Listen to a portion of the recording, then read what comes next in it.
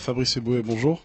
Salut. Alors, on vous a vu au Jamel Comedy Club. Qu'est-ce que vous pensez, c'est comme ça que vous avez démarré, qu'est-ce que vous pensez de ce moyen de communication et du Jamel Comedy Club? Qu'est-ce que je pense du Jamel Comedy Club? Au départ, pour se lancer. Bah écoute, c'est un moyen comme un autre, dans le sens où moi ça faisait un petit moment que je faisais ce métier, ça faisait près de 7-8 ans que je faisais de la scène, donc j'ai connu, si tu veux, toutes les galères du comédien de scène, du one-man show, à savoir les salles vides, et c'est vrai que c'est un accélérateur assez extraordinaire, quoi, à travailler avec Jamel, quand même peut-être une des vedettes numéro 1 en France. Ouais, ça a permis d'être dans la lumière, comme on dit, d'être médiatisé. C'est un accélérateur médiatique, tout simplement. Il y en a plein. Mais c'est vrai qu'avoir une émission d'abord régulière à la télé l'été, ensuite la tournée qu'on a pu faire en groupe, c'est extraordinaire. C'est une vraie chance. Et puis ça a permis aussi d'exister à travers un groupe. Et je crois qu'aujourd'hui c'est indispensable quand tu fais un métier qui est aussi dur que le one man. Même si je me retrouve tout seul quand je défends mon spectacle le soir, avoir un groupe derrière soi, c'est indispensable et pas seulement dans le one man, mais dans beaucoup de choses aussi.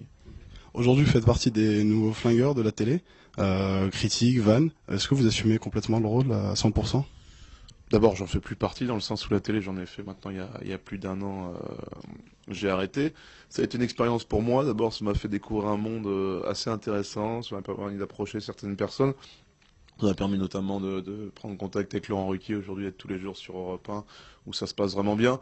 Maintenant, le talk show télévisuel, c'est toujours un entre-deux qui est un peu compliqué à gérer, dans le sens où on sait jamais vraiment finalement est-ce que c'est un débat politique sérieux, par exemple, quelle est la place de l'humoriste là-dedans. Donc il y a du pour, il y a du contre, il y a eu des bonnes, des mauvaises émissions. Moi je suis avant tout un auteur, je suis d'abord un auteur, je suis monté sur scène pour ça, et je suis un comédien, donc c'est ça que je veux défendre.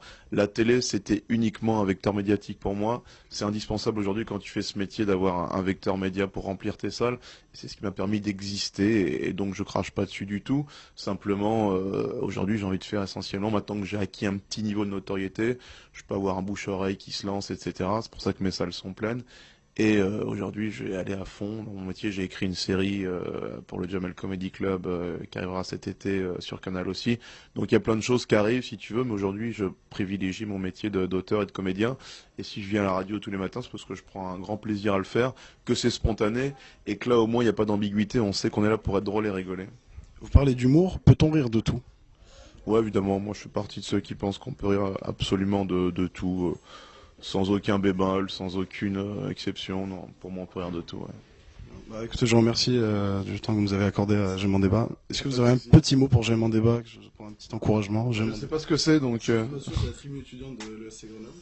Et donc on s'occupe de ces conférences, débats, et donc J'aime en débat, c'est sympa. Bah, il y a un engouement très souvent des écoles, que ce soit de commerce ou autre, pour les humoristes et les comiques. Mais vous avez des professions bien plus sérieuses que la nôtre et bien plus utiles, surtout nous. C'est en apparence en fait. Non mais nous c'est quand même beaucoup de futilité. Aujourd'hui on est en période de crise, donc les écoles de commerce et de gestion c'est indispensable. Ah il paraît que les humoristes marchent d'autant mieux quand on est dans des périodes difficiles que les gens ont besoin de sortir. Donc nous on est juste des psychologues à 30 € le soir si tu veux, donc on sert un peu à ça.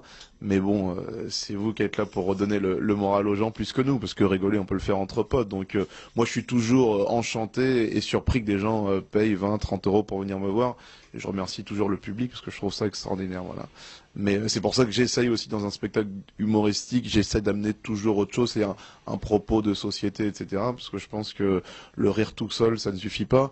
Et si c'était juste faire de l'humour pour de l'humour, on rigole toujours mieux entre potes qu'en allant voir un type sur scène. Donc c'est important qu'il y ait un fond pour moi en tout cas, voilà. Merci à vous, merci beaucoup.